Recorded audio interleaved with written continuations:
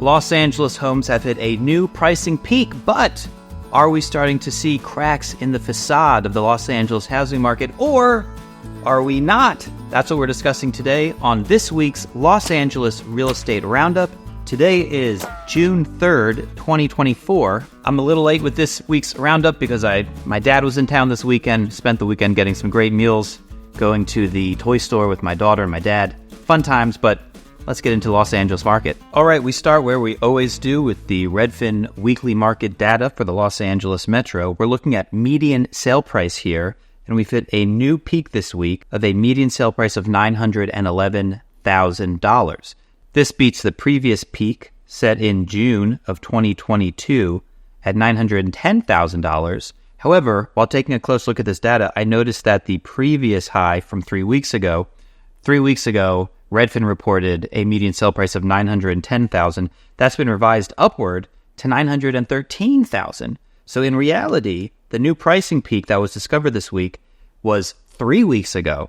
However, this week, being at $911,000 means we have now, in real time, surpassed 2022's pricing peak of $910,000. But at the same time, there are some apparent cracks in the facade. Let's take a look. And what I'm talking about are price drops. The number of price drops in the Los Angeles market has been climbing for about 6 weeks now, and we're now at a very high level of 4.3%. That's 4.3% of homes listed are listed at a price dropped from the original list price. What's very important to note is that we are now higher than 2022, this time 2022, when we were at just 4%, and actually had a pretty significant drop right around here, then recovered.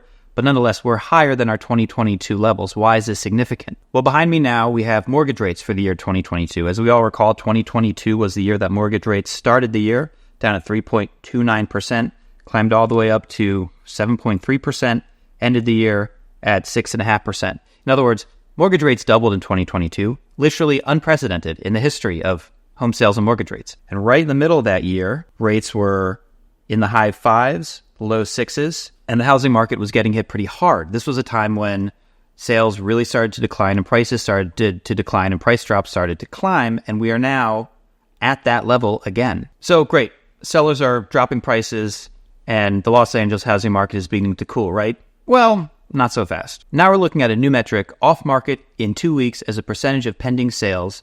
In other words, of the sales that are pending, how many of those pending sales went pending within 2 weeks of the property being listed? This is a metric showing how fast the real estate market is. And as you can see, we've been climbing for the past, say, 2 months. And even though that climb is a little more gradual recently than it was just before then, we're still at a rather high point of 35.7% of homes listed go off market in 2 weeks. And what's notable is that we're just slightly above where we were in 2021.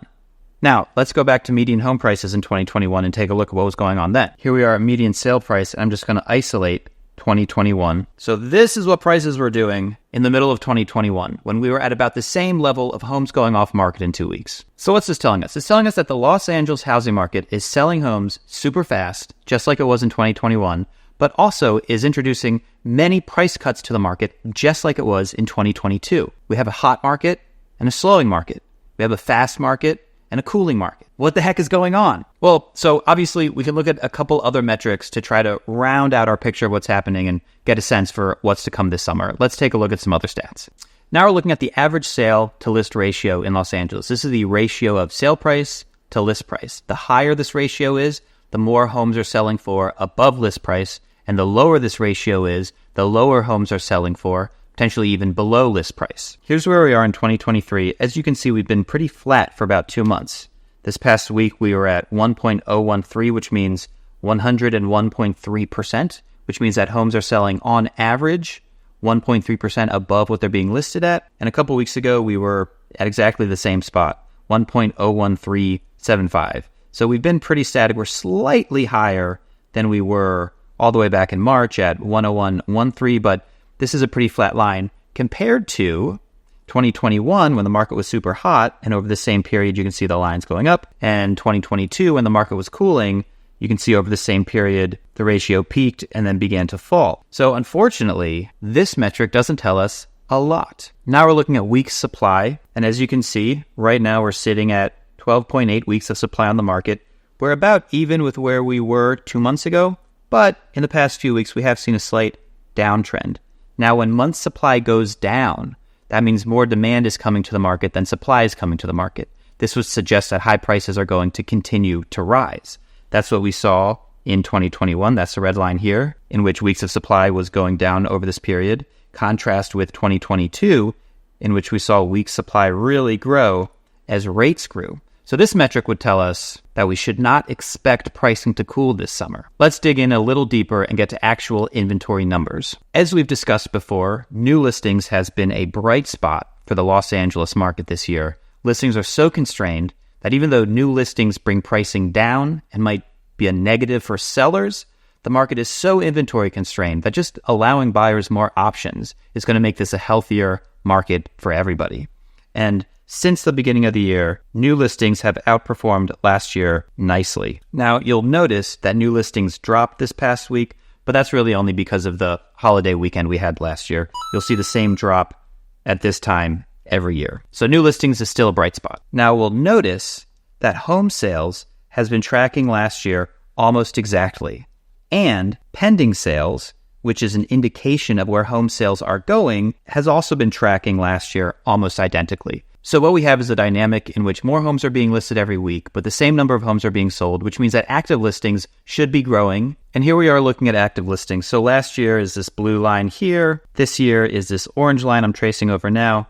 And as you can see, though we started at a huge deficit in active listings, we're now well above where we were this time last year. However, will this trend continue? In the past week, we've actually fallen off a bit from 11.3% more listings than last year to 11.2% more listings last year. An extremely slight decline, but a decline nonetheless. For us to see real market relief this summer, we're going to need to see active listings continue to grow over where they were last year so that this space, this gap, continues to grow. Let me explain why. I've leaned on Bill McBride before, and I will lean on him again in this video. He has a fantastic Substack. He's not a sponsor or anything. This isn't a paid promotion. But if you like what I'm bringing to you from his Substack, you should go and subscribe. calculatedrisk.substack.com. And in a newsletter that he put out just today, he created this great graph showing the deficit of homes listed for sale. And this graph charts the percent change from the 2007 to 2019 same month average. So he's looking at where inventory is month by month compared to the average of that same month from 2007 to 2019, the last more or less normal period for the housing market before COVID really turned the housing market upside down. If the level of housing had stayed completely flat, if COVID had had no effect on inventory, the line would stay flat with this 0% change here. What, of course, we saw instead is that COVID created a dramatic decrease in inventory, which has now begun to come back, though as you can see by this wide range of outcomes, different markets have had different levels of inventory return relative to pre-COVID levels. So for example, you hear a lot about how much inventory is coming back to Florida, and in places like Tampa, Florida, and Orlando, Florida, inventory is now over where it was, its pre-pandemic average, or in the case of Orlando, just below where it was in its pre-pandemic average. Another story that maybe isn't getting as much attention is how much inventory is coming to Texas. I mean, Austin and San Antonio both are at levels, this is like 30-ish% more housing inventory than existed pre-COVID. There's certainly not a national housing crash, but in markets like Austin and San Antonio, prices are falling because inventory is not just back where it was, but elevated from back where it was. Meanwhile, down here, very close to one another, we have both the national average and Los Angeles, California. And if we draw a line across, we can see that Los Angeles is still more than 30% below its usual inventory levels for this month. And as I've said before, that's the main story. Inventory is so constrained that until real inventory comes back to the market, I don't think we're going to see any noticeable price relief this summer. Are we currently experiencing the pricing peak for the year now in early June? Probably not. I think prices are going to continue to grow through July, maybe even into August, as we typically see, before they begin to fall off into the fall. However, as you can see, the data is all over the place. The metrics individually are telling different stories, and you really have to combine them and look at them together week by week to have a sense of what the market is doing and where it is going. And that's why you should subscribe and hit the bell icon so that you get notified when next week's video drops. I'll see you there.